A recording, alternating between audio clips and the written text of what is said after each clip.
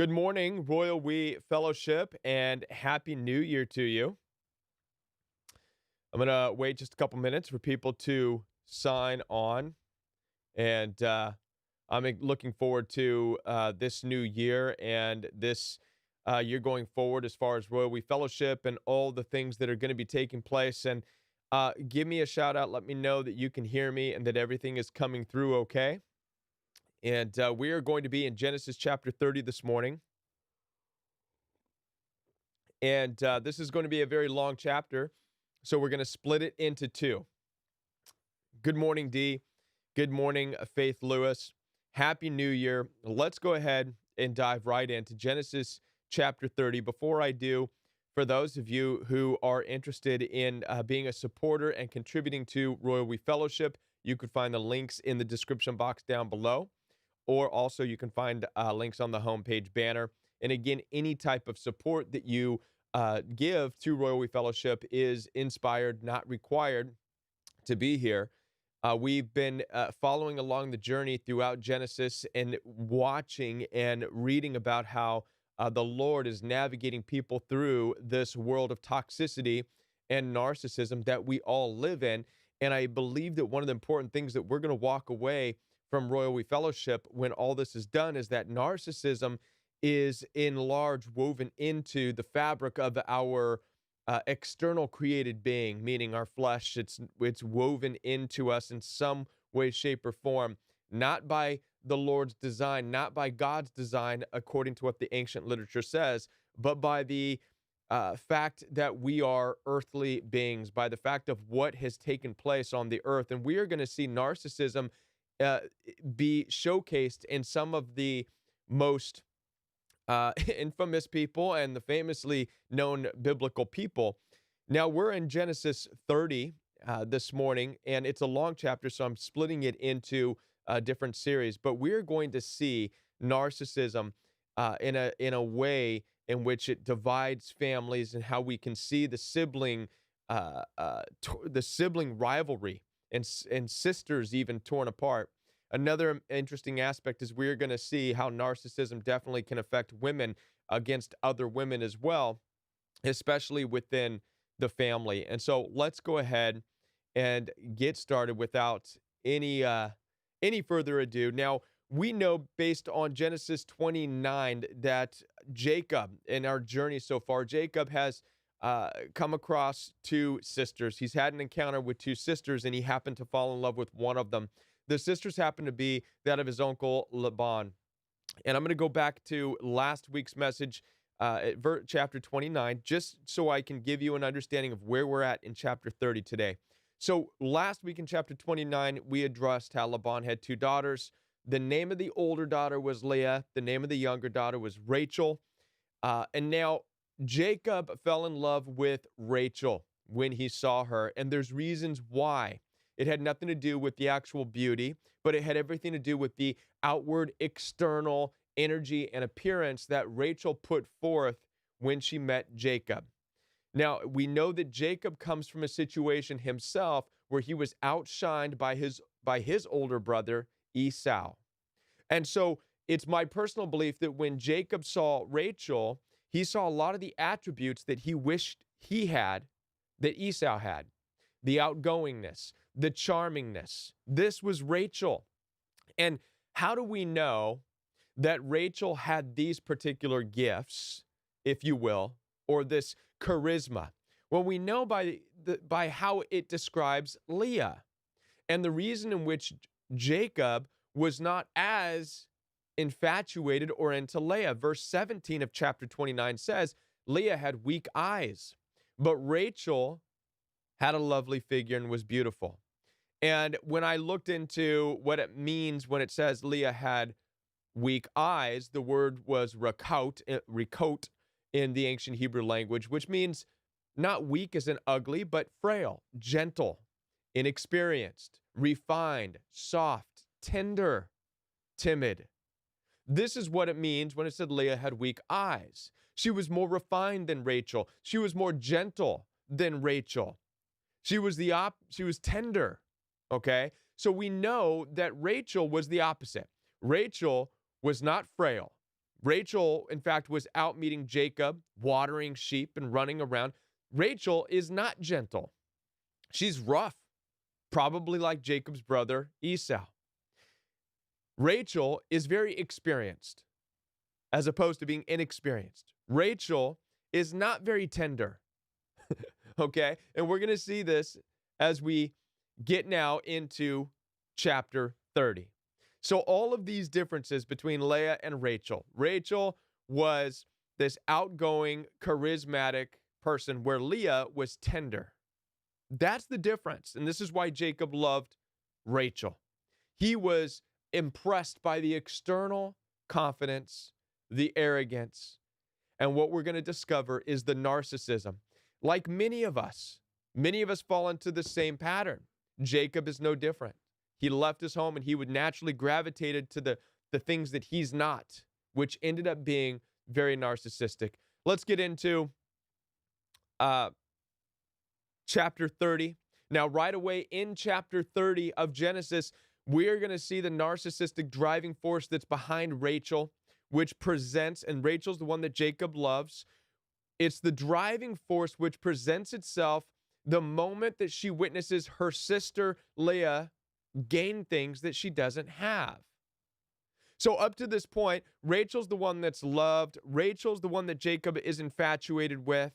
But in chapter 30, we see that Leah, out of her discomfort and out of her crying, the Lord heard her and gave her something that Rachel doesn't have. What did Leah get? Leah started having children, and Rachel did not. Leah had 4 sons, and Rachel, the favored one by Jacob, had a big fat 0, right? This is a big win for the underdog in the situation. And Leah was the underdog. Leah was the one who was the third wheel, if you will, in this marriage. She was the first to marry Jacob. And now why? Some of you might, for those of you who are new, you may not understand what's taking place here, but Jacob had to marry the 2 sisters as opposed to just the one. He loved Rachel. Rachel he loved, but according to the customs of that area, the father could not marry the younger sister away, or the younger daughter, before marrying away the older daughter. So he struck a deal with Jacob saying, listen, you worked for me for so long, you can have them both, okay? Marry them both. I know you love Rachel, but Leah needs to be married as well. So this is how he ended up with both. Rachel was the outgoing, charismatic one. She was number 1 to Jacob. Leah, the older sister, because she was more timid, because she was softer spoken, because she was inexperienced, because she was soft, Jacob didn't have as much fun with her, apparently.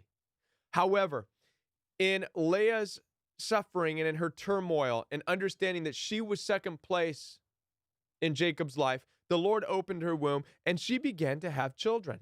And this is where we're going to see the narcissism of Rachel really start to peak. Because what was taking place is Leah was going from this place where she is upset and she's suffering in the relationship to now she has something that Rachel doesn't. She has a family. She has children. And she's also finding her satisfaction in that.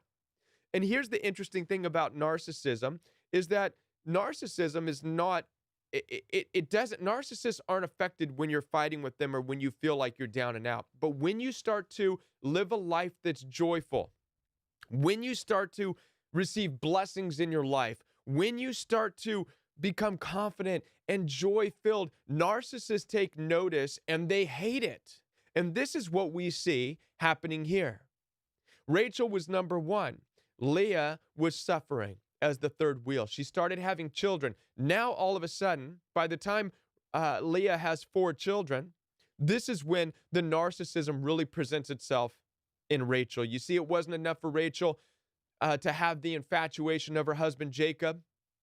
And rather than experience the joy for her sister Leah, right? A normal person, an empathic person, a compassionate person would have said, you know what, I'm glad that my sister Leah has children. Now she could be happy and not feel like the third wheel of the relationship. But that's not what we see. What we see here is Rachel, and again, we're in verse 30, Genesis chapter 30, rather.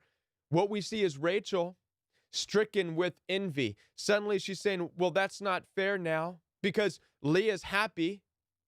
I thought I was happy, right? Because I had the lust of my husband, but now Leah has something that I don't, and now I am mad. Instead of being joyful for her sister, she pitied herself for not being the first in everything, for not being the first to have children, and she becomes angry and bitter and resentful. And now we see the narcissism in Rachel start to be, it shows its surface. And here we are, chapter 30, verse 1, Rachel saw that she was not bearing Jacob any children. She became jealous of her sister. That's the narcissism right there. So she said to Jacob, give me children or I'll die. Of all the narcissistic things that anybody could say, give me children or I'll die. Many of you have seen narcissistic fits of rage where they go into their little pity parties and they're crying, do this, and this is what we see. It's very threatening to Jacob. It's very crybaby-ish. It's very much throw yourself on the ground and have a temper tantrum. It's very much saying, it's not enough, Jacob, that I'm your favorite. I need children or else I'm going to die. Why? Why would she die? Because her sister, the underdog Leah, has children now. She was always the underdog, and Rachel has never experienced probably being underneath, and so she's upset. Jacob's response, verse 2, Jacob became angry with her and said, am I in the place of God who has kept you from having children? Jacob's response was perfect for her in this time, and it's the way in which you shut narcissistic rage down. Jacob became angry and said, listen, I'm not God. I cannot open your womb. I'm not the reason that you're not having children. Chill out. I know you think you need to be number one in everything, but chill out, Rachel. But it wasn't enough for Rachel. She's having a really hard time with not being number one. Now, it's also important what you and I can gain out of this situation. It's important to look at the distinction between the two sisters, Leah and Rachel, and how they handle situations in life and the jealousies and the envies. Because listen, if we're honest, we all have things in life where we wish that we had something more. But the difference right here between narcissism and when you are trying to process things on your own is shown to us with the difference between the personality of Leah and Rachel. Now, Leah, when she was suffering because she was second place to Jacob, she cried to God. That's who she went to. She cried to God in her suffering, in being rejected, in being ignored. She cried to God. And this is when the Lord's response to her was, I've got you. I'm going to give something to you. I know that Jacob's all infatuated with Rachel because Rachel is arrogant and this and that, but I've got something for you. I'm going to open your womb. You're going to have children, and you are going to start to build a family for yourself. God's response when we cry to him is that he will introduce something into our lives that will take the place of our suffering if we allow it. Now, obviously, Leah could have responded back to God saying, that's not enough. I want Jacob. I want him to stop loving Rachel and turn to me. But she didn't. She took the giftings of the children and said, this is great. She did say, maybe my husband will love me more now, to herself. But she, by the end of having 4 children, right, she said, the Lord has blessed me. And she forgot that Jacob loved Rachel more because God had blessed her. Now, there's a difference between Leah crying out to God and where Rachel cried. Where did Rachel go to out of her suffering? It says here, Rachel cried to Jacob. Rachel didn't go to God. Rachel didn't go within and say, I'm suffering, I'm in pain. I would love to have what my sister Leah has and pray and seek that. Instead, she goes straight to Jacob, leaving God out of it. And this is called triangulation, by the way. So Rachel, again, is showcasing another form of narcissism through triangulation with her approaching Jacob saying, give me children or I die. It's triangulation, trying to pit Jacob against Leah, trying to create drama in the situation. This is Rachel. We now have a better image of who Rachel is. Right? And by the way, Who provides the better comfort, God or people?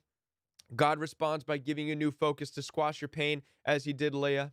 People just slap you to get you away, right? Like Jacob kind of got Rachel away. Rachel, go cry somewhere else. I'm not God. Now, here's the point of this is by directing pain vertically instead of outward, Leah was blessed in the situation having children. Rachel, however, is setting herself up as a narcissist for further despair. Now, verses 3 through 7, we see that Rachel has Jacob also marry his servant Bilhah in order to have children. So Rachel's in this place now where she is in competition mode with her sister Leah. She's doing it to compete and win. She no longer wants children because she wants to be blessed. She doesn't want children because it's the right thing to do. She is strictly acting out of her narcissism to compete with her sister Leah. She is not going to settle for being second place in anything in life. This is the narcissism. This is narcissist. This is what it is. This is what envy, if it's unchecked, does to you. I'm not going to be second place. Here, take my servants Bilhah and have children. And even though they're not my children, I'm going to take it as though it's my family against my sister. So out of envy, to compete and win, Rachel said, she had children with Bilhah. And look at her response in verse 8. Then Rachel said, after having her servant having children with Jacob, right? Rachel said, I have had a great struggle with my sister, and I have won. This summarizes Rachel's attitude. I have had a great struggle with my sister, and I have won. How did she win? Well, she gave Jacob a servant and had him marry the servant and had children just so that Leah was not the only one having children. And this somehow allows Rachel to feel like she has won. What did she win? She won nothing. She's won nothing. Yet this is narcissism, and this is the mentality, the delusional, sick, and twisted mentality of envy, which creates strife and competition where it doesn't need to be. Now, each woman in this situation has become fully immersed. From chapters 8 or from chapter 30, verse 8 through verse 21, we see an ongoing battle of childbearing between Rachel and her sister Leah. Each woman and now has in some form become fully immersed in having this big family. And they've created two different families. You have Leah's family with Jacob, and you have Rachel's family with Jacob. All because of this narcissistic family feud and spat. You know, it could have been different. It could have been one big family. Rachel could have saw that Leah was having children and could have been rejoicing and could have been, my sister is having kids and this is fantastic and we can be a big family. But no, instead there's two torn families now, right? It's a competition of who can become the biggest family, and it involved giving Jacob other women, their servants. They were creating sides. Poor Jacob in the situation was caught up as being the husband of both families now, a mediator, and a sex slave for all of them, basically. He was caught up as being a sex slave in the sisters' war of who could have a bigger family, right? Most guys would probably say, well, I don't know if I would mind being caught up in that war. But it's disturbing to see how narcissism creates this difference and this battle and this war between families. And both Leah and Rachel were guilty in the game. Verse 14, we see, chapter 30, verse 14, it says this, during the wheat harvest, Reuben, which was one of Leah's sons, went out into the fields and found some mandrake plants, which he brought to his mother Leah. Rachel said to Leah, please give me some of your son's mandrakes. But Leah said to her, in verse 15, wasn't it enough that you took away my husband? See, so Leah stopped being innocent in the situation. Leah grew very calloused and very smart alecky. Wasn't it enough that you took away my husband? Now you want my son's mandrakes too? Very well, Rachel said. He can sleep with you tonight in return for your son's mandrakes. You could see the rivalry between the sisters, between Leah and Rachel. Leah is annoyed with Rachel. How dare you ask me for anything? You've been battling with me. You have taken my husband, and now you dare to come to me and ask for mandrakes because my son got them. And if we're not careful, you and I can fall into the same trap. Narcissistic people come back into our lives and they want something from us. And how dare you even ask me of anything? Didn't you cause me so much problems already? Haven't you asked enough? Haven't you taken enough? Who are you to come and ask? This is exactly what's going on. And so this continues, like I said, chapter 30, verses 7, all the way down through verses 15, through 22, is this division and this war of them having children and building a family. Who can build the biggest family? Now, most people, when they read this biblical passage, it becomes very confusing. A lot of people would say it makes no sense. A lot of pastors and preachers will skip over this whole feud and them having children. And they'll say, it doesn't make sense. Everybody's having children, and for what? And the reason is because we don't talk enough about narcissism. We don't talk about narcissistic abuse. We don't talk about the hatred that comes with envy and with strife. What we see in Rachel's no different than what we saw in Cain when Cain rose up and killed his brother Abel. What I'd also like to address here is that most people would come to this understanding that for some reason they think narcissism and narcissistic abuse exists only or mostly within men. How many of you have heard that? That men are mostly narcissistic. Well, what we see here is sisters treating each other horribly. Narcissistic abuse is alive and well amongst women, amongst sisters, women and how they view other women and how they treat one another. Narcissism is it's not a man thing. And it's not a woman thing. It affects both equally. It's a 50-50 split. What we see through Rachel is even though Jacob loved Rachel, we see no difference in what she's doing in her attitude and the atmosphere that she's creating. It's no different than the attitude and the atmosphere of Cain when he rose up and killed his brother Abel. Out of envy and jealousy, Abel has something that I don't have. He was received by God for what he gave, and I wasn't. And instead of rejoicing with his brother Abel in that moment, saying, "Good job, brother," he grew angry, bitter, resentful. Rachel, instead of saying, "Good job, Sister Leah, I'm glad that you have children. Our family is growing," Rachel, became embittered and jealous and narcissistic, and she was out to destroy her sister Leah. Now then, it turns around for Rachel. By the time we get to verse 22, and we're going to end it at verse 22, and then we'll pick up the next half of this chapter next week. But this whole chapter so far, chapter 30, is all about, up to verse 22, is all about the rivalry, the narcissistic rivalry between two sisters, and Jacob caught in the middle. Verse 22 goes on to verse 22, then God remembered Rachel at the very end, after Leah has kids, Rachel's servants has children, and even Leah's servants had children. They both started throwing their servants in there to marry Jacob, to have kids. Again, the effort was two sisters, these sisters who were so against each other that they wanted to create two different families and try to get Jacob to go to one or the other. How much hate has to exist between siblings for that to happen? You can thank narcissism, which is if we're not careful, again, it's in all of our flesh. It's up to us to control that, to be wise, and to be discerning. Verse 22, God remembered Rachel. This is where things get interesting. This is going to answer a question too, by the way. A lot of people wonder if narcissists can ever change. Here's an interesting verse. This goes on in verse 22. Then God remembered Rachel.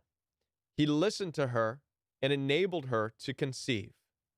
So finally, at verse 22, Rachel is able to conceive a child on her own, not through her servants, but on her own. She became pregnant and gave birth to a son and said, God has taken away my disgrace. Excuse me. God has taken away my disgrace. This right here is the reason and the answers to why she was finally able to conceive and why God had allowed her to have a son. In verse 22, chapter 30, it says, God remembered Rachel and listened to her. What was he listening to? Did God listen to Rachel when she was tearing into Jacob saying, give me children? No. Did God listen to Rachel when Rachel was telling Jacob, here, take my servants and marry them and have children? No. So for all those years and decades, Rachel didn't have any children. Now, we don't know how many decades had passed here before we get to this point in verse 22 where Rachel was able to have a child. But by this point, it does say that God listened to her and enabled her to conceive. What did he listen to her say? Well, it says here, God has taken away my disgrace. So at some point, Rachel, she snapped out of it. She grew and understood her hatred, her animosity. She saw two families instead of one. And she said, what a disgrace I have been. What a disgrace. And as a result, and by the way, in the ancient literature, the word that's used for disgrace, it's also shame. It's also guilt. This is the thing that narcissists run from in this life. This is the thing that on their own they have to address at some point. Verse 22 is when we see that Rachel had finally gotten to a point in her life where she was able to address her own shame and her own guilt for her actions in life. And this is what the Lord listened to. And it's when she was able to address her disgrace and her shame in her own attitude and her own actions towards Jacob, her husband, towards her own sister Leah. This is when the Lord listened to her and enabled her to finally have her own child. God has taken away my disgrace. She named him Joseph and said, may the Lord add to me another son. Now, I also want you to understand this too.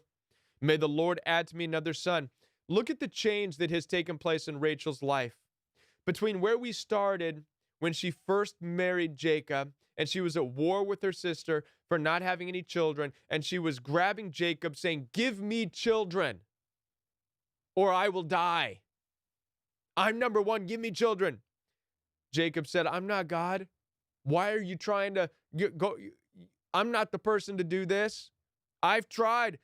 Lord knows I've tried to have children with you. I sleep with you every night. You're the most beautiful thing to me. I'm into you more than Leah. I don't know why you're not having children. Leah's having children, so it's not my problem. This is something, Rachel, between you and the Lord. And it was.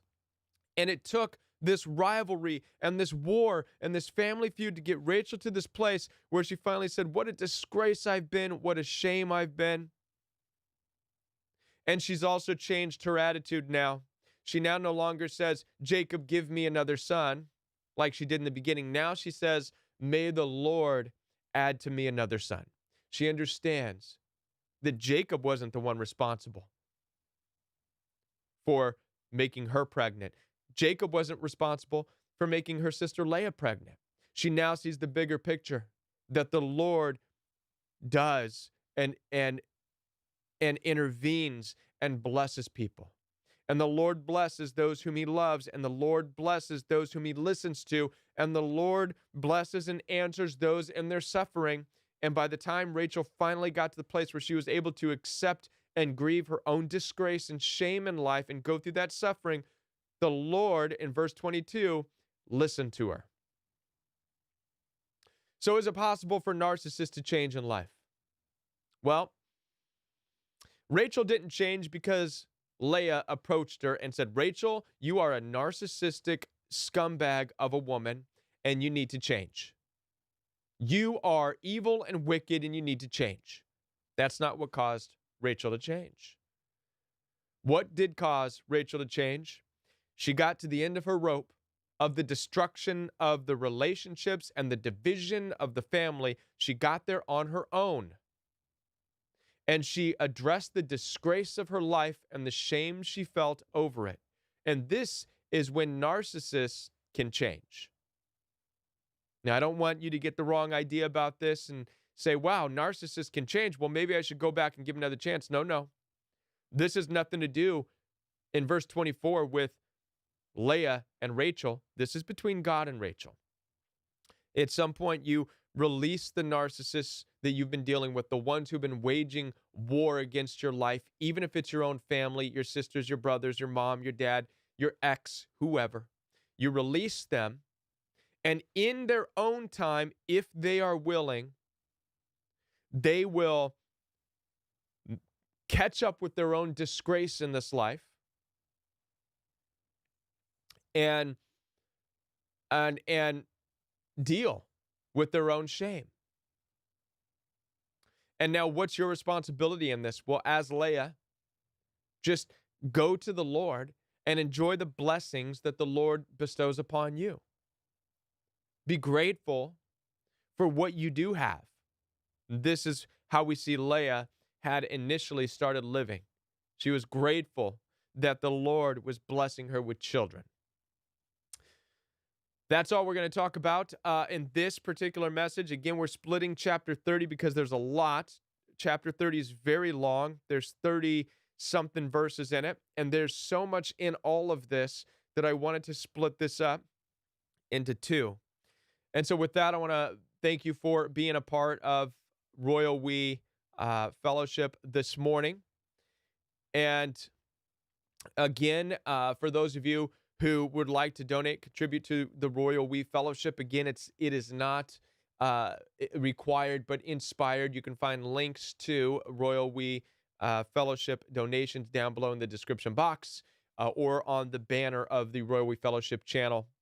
And I want to bless you all this week. Happy New Year. I look forward to next Saturday's Shabbat service with you. And so we'll see you next Saturday, 9 a.m. Central Time. Thank you all for your prayers. Thank you for being here. Have a blessed week, everybody. And have a great rest of your weekend and a good entrance into 2021. Bye, everybody.